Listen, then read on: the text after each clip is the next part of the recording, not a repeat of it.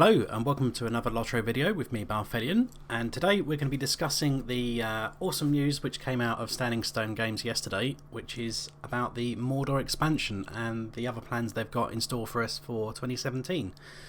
So for those of you who don't know, what tends to happen is that usually in January at some point the executive producer normally lays out some kind of hints and plans for the year to kind of let the player base know what's happening. And this one's usually a bit later than it usually is because it's normally towards the start of January, like literally like the first week or two of the year. But obviously they've been busy with their transition from being part of Turbine Games, and the LOTRO team has now splintered off to be part of a separate company called Standing Stone Games, which I did mention in a previous video I've done, so check that out because that's kind of speculated on a lot of the stuff which has actually come to be confirmed as part of this video. So Laurelin is the executive producer for The Lord of the Rings, and he was prior to the transition as well.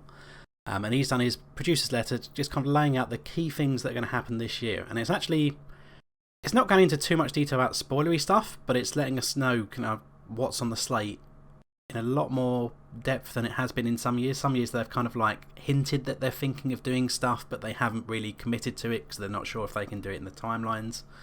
But they've kind of like let us know in no uncertain terms what's coming, when it's coming as well. So let's dissect this letter then. So it begins by saying, "Hello, it's been a few weeks since we announced ourselves as Standing Stone Games, and we are now excited to share our plans for the year ahead with you." So presumably they've finished their transition now and they're actually able to talk about what they've been planning, because it takes a while to actually do these. Especially the expansions, they're usually planning it at least a year in advance and starting working on all the new landscapes and other resources they need for those expansions. So firstly, we want to thank everyone for their continued support as we write some of LOTRO's most exciting history. This is the year that LOTRO ventures forth into Mordor.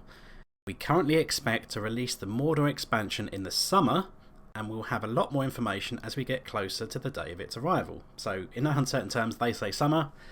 My speculation is it's probably going to be later in the summer, so probably August, end of August, just because the other stuff they've kind of got on the slate for this year. So they carry on saying, prior to Mordor, we have two big things happening in Middle-earth: Update 20 and our 10th anniversary. We cannot wait to celebrate a decade of Lord of the Rings Online with you. We'll be bringing out a new event that will serve as a fun centrepiece to complement the festival, along with our other usual fanfare. We are planning a lengthy celebration livestream on Twitch and YouTube to celebrate a decade of LOTRO. We will see you in livestream chat and in-game. So first off, the 10th anniversary, because the game originally launched way back in April of 2007, and it feels like it hasn't been that long, but it really is 10 years old now. And the game has obviously grown and changed considerably in that time. Sometimes for the better, sometimes not so much, but we're still here. We love the game, so that will be, I believe it originally launched, was it April the 17th or something like that, so it's mid-April, and they'll do their usual anniversary festival, so it's going to have the same kind of fluff. Personally, I'm not really much of a fan of the anniversary festival. It's kind of a bit more of the blander ones. I think my favourite ones probably the autumn festival, like the Halloween one, because the dungeon there is pretty cool. And the winter one, because obviously it's got its own separate area as well. But yeah, the anniversary ones kind of felt a bit lacking, so it'd be interesting having a new event in there, and it's always nice to have something new to do. So that's going to hit in the middle of April, so presumably that's going to run for a few weeks, and I would guess then Update 20 is going to hit after then, so Update 20 is probably going to come in the second half of May, just so they can get a bit of time to sort of schedule that, finish the anniversary, turn off the festival, and then launch this new update. And then that update's presumably got to be going for a good few months before they do the expansion. So if it launches end of May, end of June, July and August, that's 3 months. That's probably enough of a gap before they launch the expansion. So that's why I reckon the expansion's probably coming late August. So they go on to talk more about Update 20. So he says, Update 20 will feature the region called the Wastes, where players will adventure through the bleak no man's lands, Dismal Daggerlad, up to the very slag hills of Mordor. We will also take players to the battle at the Black Gate, Lord Aragorn's last desperate gambit to divert the enemy from the real threat. Delve beneath the earth through winding maggot holes and the Towers of the Teeth, which is the 2 flanking towers on the Black Gate, in 2 capstone resource dungeons that can be played in solo and fellowship modes. Finally, Update 20 will offer you a chance to help the various companies within the Host of the West prepare for their final confrontation with the Dark Lord. In addition, the update will feature a new featured instance rotation, among other things. So we're going to have a bit more of the epic story. We're going to go up to the Black Gate. We're going to presumably have the battle at the Black Gate. While meanwhile, Frodo and Sam are trying to destroy the ring. So we're going to get a new bit of area in front of the Black Gate as well that we can explore. Featured instance rotation is just a little minor thing, really. It's just so you can get extra rewards for doing particular instances at the level cap. Be interesting to know what the other things are. But for the most part, this is just a standard LOTRO update of, new region, new epic book, and other little bits of fluff. Probably nothing major changes in terms of like gameplay or functionality in that. So then after that, they're going to do the Mordor expansion. But then later in the year, which should be sometime in the autumn, so we're probably talking, I would say probably November if it comes out in August. So the November update will be update 21. No, sorry, update 21 is the expansion, and then update 22 will be probably about November. Get my numbers mixed up there. So they're saying with update 21, which is the Mordor expansion, we will shatter the Black Gate and march into Mordor for our first expansion in nearly 4 years. Which, yeah, it probably really has been that long.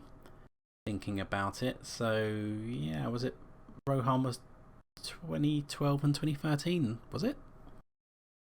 I think. Was it 2013, 2014? I don't know, but it's been a while because they've instead of doing like massive expansions, they've been doing like content updates which have been free for VIPs, or you have to purchase them separately as other players. But as an expansion, this would be something that everyone has to buy, which I don't mind paying for an expansion if it's good.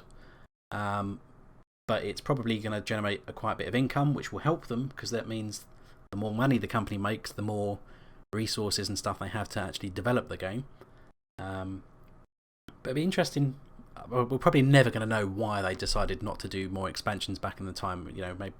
Maybe it's because they felt the player base was on the decline. It didn't really deserve it. Maybe they just thought it wasn't financially worthwhile. Maybe Warner Brothers said, no, we're not letting you do it. It's taking up too much of your resources. Who knows? But now they're free, they're unshackled, and they've just said, fuck it, we're doing Mordor as an expansion, which they've been hinting around for probably up to about 2 years now, actually. They've been like pondering the idea of doing a future expansion, because they never ruled it out. They just said, we'll think about it.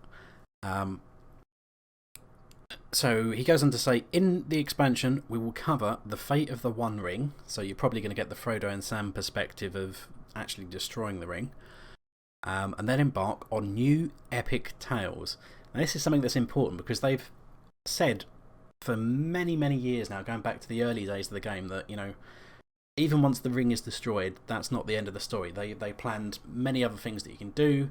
There's so many places in Middle-earth that we haven't been yet. We haven't been into the likes of like Northern Mirkwood and heading north that way. We haven't gone into the east. We haven't gone into the south to go into like the Haradrim lands. There's plenty of places to go. There's in proper canon, there is so many other threats that have to be dealt with after Sauron has been deposed. So there's plenty of stuff for us to do, and they're obviously going to find ways to tell that, and that'll be largely original stuff. I'm not sure how much of it Tolkien had actually fleshed out beyond giving like hints of what was going on. I think he might have fleshed out some of the stuff that was going on in the south, like with the Haradrim and south of Gondor, but I think northern stuff hasn't really been touched on. I might be wrong about that. It's been a while since I looked at all the appendices and whatnot. But there's plenty of stories that they can tell, and I'm sure under Made of Lions, the developer who's responsible for the epic story, and that they'll come up with some very interesting ways of telling new stories, which will keep us guessing a bit, because obviously we'll well, I'd imagine most of us that are playing the game kind of know the story of the Lord of the Rings and the destruction of the ring and all that. So it'd be interesting to have some new stuff that we're not shackled to what has to happen in terms of the Lord of the Rings story. It can be something new and original. It's exciting. So they're hinting as well that this is going to start with the expansion itself. There'll be new stories. So the expansion is going to be finishing off the Lord of the Rings story and then potentially going into a bit of post-Ring Destruction cleanup in Mordor, which is obviously going to set us up for Update 22 at the end of the year and going forwards into 2018 and beyond. So we'll be foraying into multiple regions of Mordor after the fall of Sauron. There we will encounter strange new monsters, because we're always going to have strange new things, but this implies that it's actually going to be proper new monsters, not just reskin textures on existing mobs, so it'll be interesting. Then he says new mechanics, which is interesting. Are we talking just like mob mechanics on the landscape? Are we talking new mechanics that would be something new in terms of instances and boss fights? Who knows? And new treasures to be won, because everyone needs fat loot. We will begin whole new storylines that look deep into Mordor and hint at things yet to come. So they're going to start hinting at, the post-Mordor story in the game. We are making plans to debut a new playable race, which they got completely buried this at the bottom of this paragraph. I missed it on the first read through. But they're going to do a new playable race, the High Elf, along with aesthetic improvements to all playable races across the board. So two things. First off, new class. New race, sorry. Interesting. I'm not entirely sure how they're going to do High Elves and differentiate them from ordinary elves in the game. I imagine this is also probably going to really piss off some of the more role-play oriented players within the game, because they might have been role-playing a High Elf type character using just a regular elf race, and now that this exists and they've been playing this character for up to 10 years, it's probably going to piss them off a bit. But it'll be interesting to see what the player feedback is on this one. I'm not entirely sure how they're going to differentiate that. I'm not really sure if a High Elf is worth it as a new playable race. What is going to be the difference between that and a regular Common Elf? It's not like the Bjorning race and class, which obviously had a distinct gimmick that you could shapeshift into a bear. I don't know if this would be worth it. I think there might have been other options that they could have done instead of High Elf, which would have been more interesting. But who knows? They might win me over. I'll wait and see what they come up with. And the other thing they say is along with aesthetic improvements to all playable races across the board. So is this a graphic update? Are they going to increase the fidelity of our character models, which people have been hoping for some time? It'd be fantastic if they did, just to bring it up, because obviously the game engine is kind of showing its age a bit. The game engine itself is over 10 years old, because obviously they were developing it for a number of years before they originally launched the game. Probably more like 12 or 13 years. And it is kind of showing its age, if you compare LOTRO to like a modern MMO that's come out in the last couple of years. Obviously the graphics aren't going to be as good, so it'd be nice if they can improve the character models, make them a bit more higher quality. I'll be interested to see what they come up with on that front. And they also say, we also plan to add large group challenge content in the ensuing update. So, Update 22, this is going to be the autumn update post-expansion. Now, they don't actually say specifically instances or raids, they just say large group challenge content. So, who knows what this could be? It could actually be an instance cluster, possibly. Historically, in recent expansions, they've tended to do the expansion and release like the landscape content, the quests, the epic story as part of the expansion on launch day. And then in the update afterwards, they actually release the instance cluster for that. So that's partly down to the fact that they just have a limited amount of time that the developers can actually work on stuff. But also it means that they can actually focus on getting the expansion out the door and then focus on really making the instance cluster as good as it can be, and spending more time devoted specifically to the instance cluster. So I would imagine they're probably talking about an instance cluster here, because they've been doing that for a number of the previous expansions. However, they could just be talking about something on the landscape. It could be something like the warbands in Rohan, where it's like meant to be like group content on the landscape. It could be something like the roving threats that we got during the Gondor period, where they've fleshed that out and sent those threats back to old lands. So you can be a poor new player walking around like a level 40 or 50 region, and there's like a level 100 Behemoth mob wandering around that's gonna more than one shot you, and it's gonna pummel you like into the ground like a nail. But it could be something like that. Who knows? We'll just have to wait and see what they come up with. And then lastly, they just mentioned a little note about Update 22, which is the autumn update, which they say it will round out the year and is far enough away that we'd like to keep its content under wraps for now, so it's top secret. Let's just say we have years worth of plans for the Lord of the Rings Online. So as I touched upon this when I was talking about the transition to Standing Stone Games, that they wouldn't have done this if they did not believe in the game, if they did not think it was financially viable as a company to invest in the game, and if they didn't have plans to take the game forward for, at least I would say a minimum of like 2 years, but it's probably more, 2 years of development and then potentially a year of maintenance. So probably 3 years onwards as a minimum. So we're probably good till 2020, maybe beyond, if enough people are still playing the game and funding development, basically. So they have years of plans for the Lord of the Rings Online, new stories to tell, lands to explore, and heroic deeds to be done. It remains an honour to be your executive producer, and we thank you again for your support. So it's looking very promising. We've got a pretty full schedule for the year. Got the anniversary stuff coming up in April, a spring release probably late May, a Mordor expansion late summer, so you're probably talking end of August, maybe early September. One major update in the autumn to round out the year, so you're probably talking end of October, November-ish.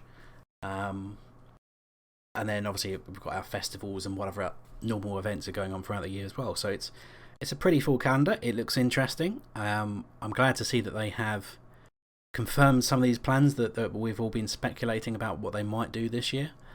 And it looks very promising for the future of the game, basically. So I hope you guys have enjoyed that. I'll put the link to this article on the description below the video in case you want to go read it in your free time. And also a link to the video I did previously about the transition, if you haven't been aware of that, from Turbine Games to Standing Stone Games. They've kind of like sold off the team essentially. But I hope you guys have enjoyed that, and stay tuned for more LOTRO news and updates videos in the future. See you guys then.